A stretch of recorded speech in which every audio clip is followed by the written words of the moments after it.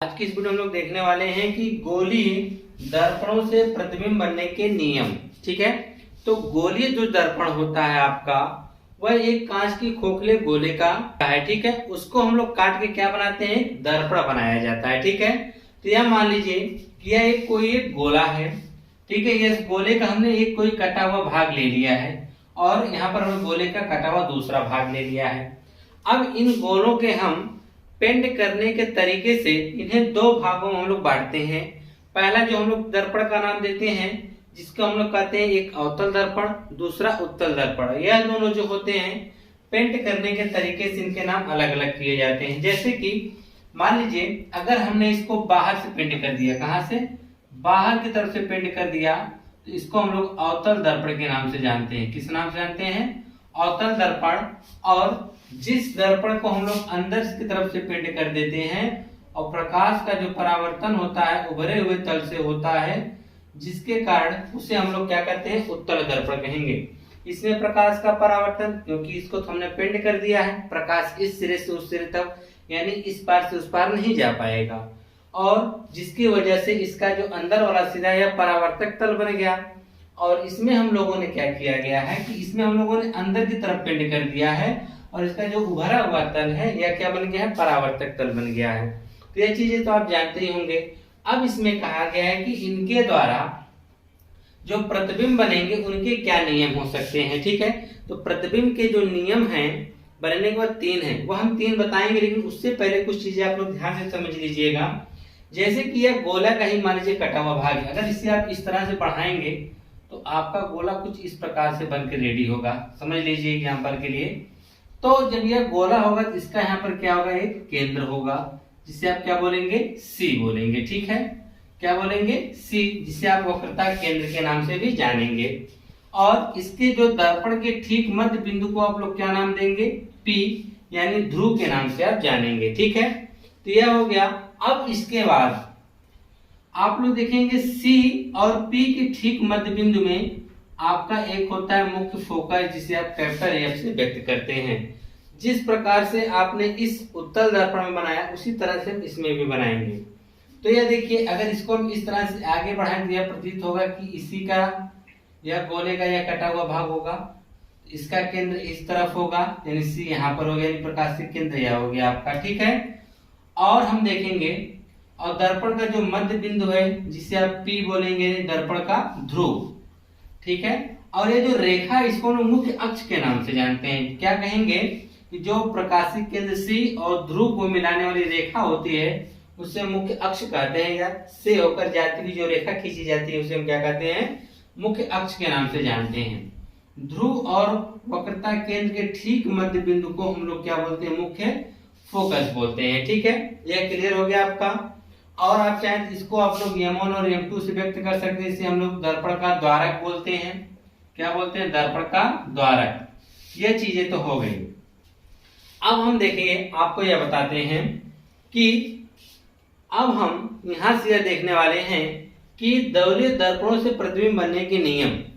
तो पहला नियम यह है कि अगर कोई प्रकाश किरण, याद रखिएगा प्रकाश किरण हमेशा दर्पण पर बाईं तरफ से डाली जाएगी, दर्पण के ध्रुव से बाईं तरफ। तो यह दर्पण का ध्रुव हो गया, इससे बाईं तरफ यानी इस साइड से डाला जाएगा, और इसमें भी दर्पण के बाईं तरफ यानी इस साइड से इसमें प्रकाश डाला जाएगा। ठीक है, कोई भी दर्पण हम लेंगे तो उसमें प्रकाश हमेशा दर्पण के बाईं तरफ से डाली जाएगी। तो पहला नियम यह कहता है कि जब कोई प्रकाश किरण मुख्य अक्ष के समांतर जाती है, कोई प्रकाश किरण है वह मुख्य अक्ष के क्या जा रही है, समांतर जा रही है।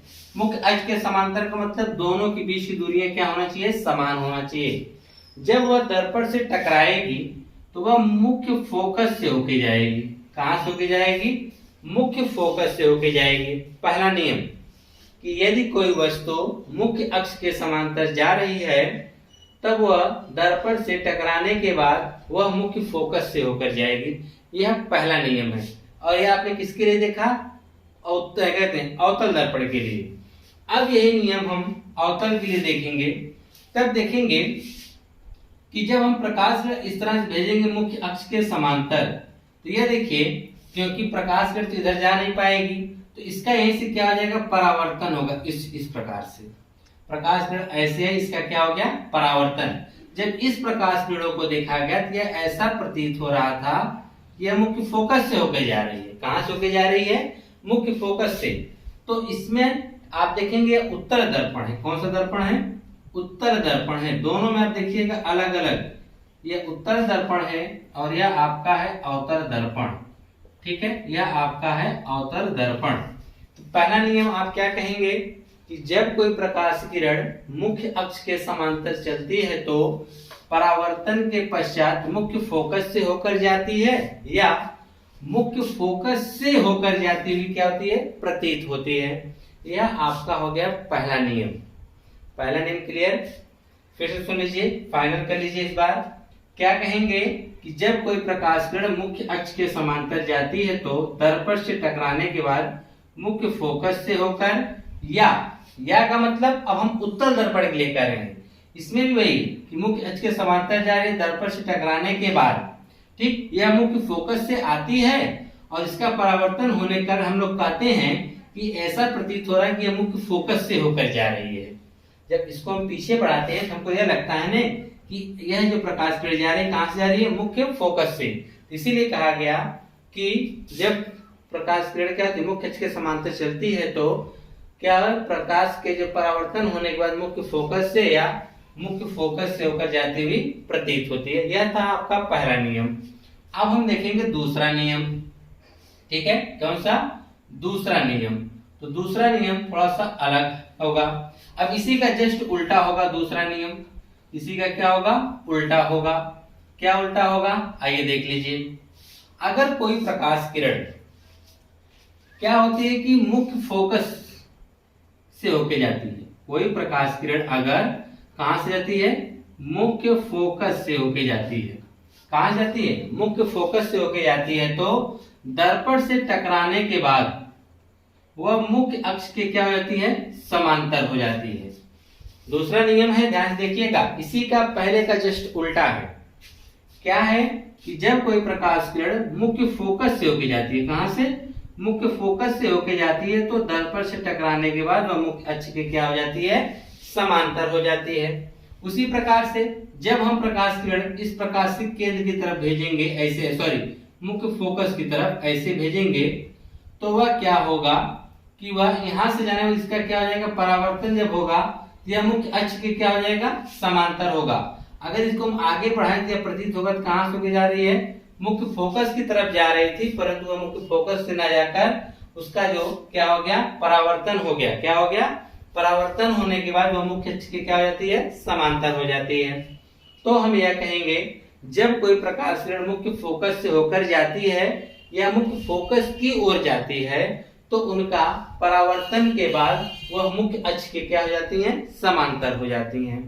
क्या कहेंगे आप कि जब कोई प्रकाश किरण मुख्य फोकस से होकर जाती है और यहाँ पर मुख्य फोकस की ओर जाती है, क्योंकि ये किधर जा रही थी, मुख्य फोकस की ओर जा रही थी, परंतु इसका जो यह तल जो परावर्तक तल होने का इसका क्या हो गया, अब क्या कहते हैं, परावर्तन हो गया। परावर्तन होने के कारण यह क्या हो गई, मुख्य अक्ष के समांतर हो गई। तो वही चीज आप कहेंगे जब कोई प्रकाश किरण, दूसरा नंबर है, जब कोई प्रकाश किरण मुख्य फोकस से होकर जाती है या मुख्य फोकस की ओर जाती है तो उनका अपवर्तन के पश्चात वो दोनों के दोनों क्या होते हैं, मुख्य अक्ष के क्या होते हैं, समांतर हो जाते हैं। क्लियर है। अगर तीसरा नियम देखिए क्या होता है, इसको हटा देते हैं। तीसरा नियम में देख लीजिए, तीसरा नियम भी बहुत आसान है, उसको आप लोग बहुत आसानी से तैयार कर लेंगे। आइए तीसरा नियम देखते हैं। ठीक है, तो तीसरा नियम यह कहता है यदि कोई प्रकाश किरण, यदि कोई, इसको हम थोड़ा सा मुख्य अक्ष को बढ़ा लेते हैं। ठीक है, यदि कोई प्रकाश किरण प्रकाशिक केंद्र C से होकर जाती है, कहां से, प्रकाशिक केंद्र C से होकर जाती है तो वह जिस मार्ग से जाती है दर्पण से टकराने के बाद उसी मार्ग से क्या होती है, वापस चली जाती है। कहां से, जब प्रकाशिक केंद्र C से होकर जाती है। उसी प्रकार से हम कहेंगे यहाँ पर अगर कोई प्रकाश किरण उत्तल दर्पण में अगर वह प्रकाशिक केंद्र की तरफ क्या हो रही है, आपतित हो रही है, प्रकाशिक केंद्र की तरफ आपतित होगी तो यहीं से उसका परावर्तन उसी मार्ग में वापस हो जाएगा। तो आप कहेंगे जब कोई प्रकाश किरण प्रकाशित केंद्र से होकर जाती है या प्रकाशित केंद्र की ओर जाती हुई प्रतीत होती है तो वह परावर्तन के पश्चात उसी मार्ग से क्या होती है, वापस लौट जाती है। यह तो था तीसरा नियम।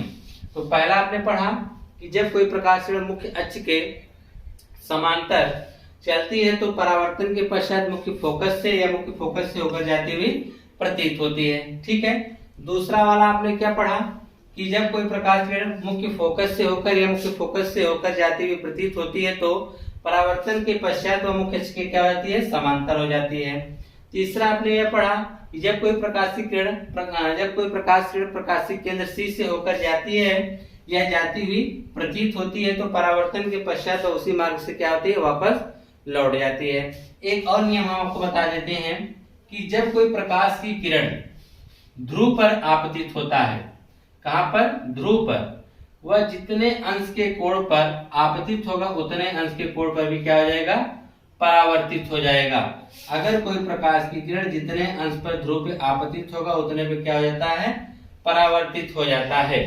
कहां पर, ध्रुव पर। तो जो प्रकाश किरण देखिए आती है इसको हम लोग आपतित किरण के नाम से जानते हैं। किस किरण के नाम जानते हैं, आपतित किरण के नाम से जानते हैं। इसको हम लोग क्या नाम देते हैं, परावर्तित किरण का नाम दिया जाता है। तो आप लोग जानते हैं। ठीक है। तो आपने 4 नियम टोटल पढ़ा।